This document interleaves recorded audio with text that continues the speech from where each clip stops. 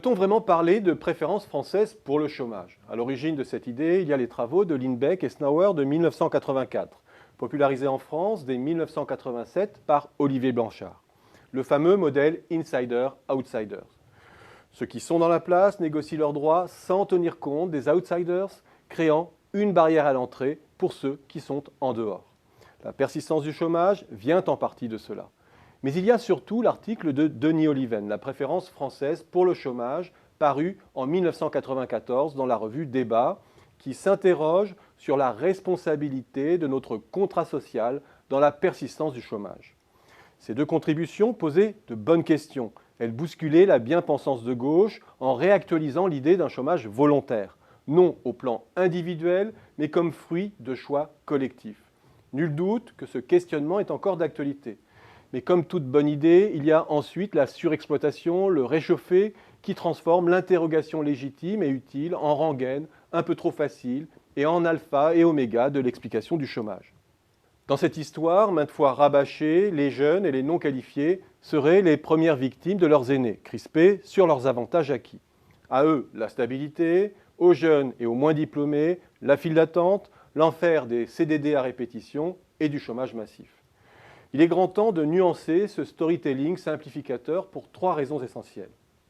La première, c'est que le chômage ne provient pas exclusivement des déséquilibres du marché du travail.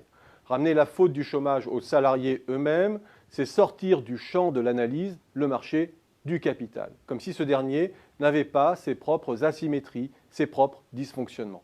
L'hypermyopie des microéconomistes du marché du travail est de moins en moins audible depuis 2000 et 2008. Si, comme Larry Summers, on pense que l'on ne sait plus produire du plein emploi sans bulle, il faut alors aussi s'interroger sur la qualité et la viabilité du plein emploi sans salaire que nous proposent les économies dites flexibles. La seconde nuance, c'est qu'il me paraît abusif d'affirmer, comme une récente tribune des Échos récemment, que le chômage est le fruit d'une négation du savoir académique. Conformément à ces enseignements, les charges ont bien été baissées en France. La hausse du SMIC a été modérée depuis 10 ans. Les chômeurs sont contrôlés. La dégressivité a aussi été testée, sans résultat probant d'ailleurs. Et même sans dégressivité affichée, seuls 40% des chômeurs inscrits à Pôle emploi bénéficient de l'assurance chômage, sans que cela modifie leur insertion. Les emplois aidés ont considérablement reflué aussi. Et ces politiques ont d'ailleurs produit des résultats.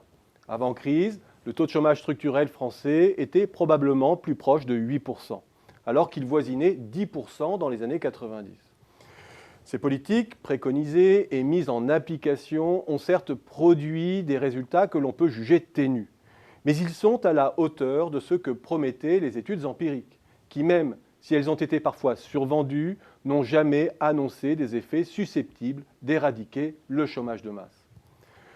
Troisièmement, et c'est là que je veux surtout en venir, il y a bien d'autres causes au chômage et nos obsessions académiques nous font souvent passer à côté du pragmatisme de nos voisins. Car si certains pays s'en sortent mieux numériquement, en matière de chômage des jeunes notamment, c'est d'abord et surtout parce qu'ils n'ont pas la brutalité de sortie d'études que l'on connaît en France, avec une sélection en amont et un marquage à vie sans seconde chance. La tranche d'âge des 25-29 ans est riche d'enseignements à ce sujet. La part des jeunes sortis d'études qui ont un emploi est parmi les plus élevées d'Europe. On ne le dit pas.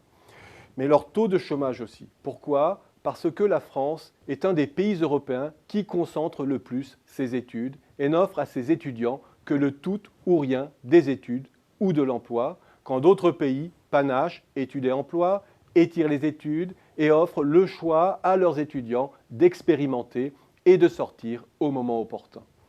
Si d'autres font mieux aussi, c'est qu'ils ont, pour certains, su développer un vrai système d'apprentissage qui associe les entreprises à la formation des jeunes. Et c'est surtout qu'ils ont une conception souple du temps de travail, une conception moins binaire que la conception française du tout ou rien du temps plein. Et notre préférence pour le temps plein joue au moins un rôle aussi important que notre prétendue préférence pour le chômage dans notre piètre performance en matière d'emploi.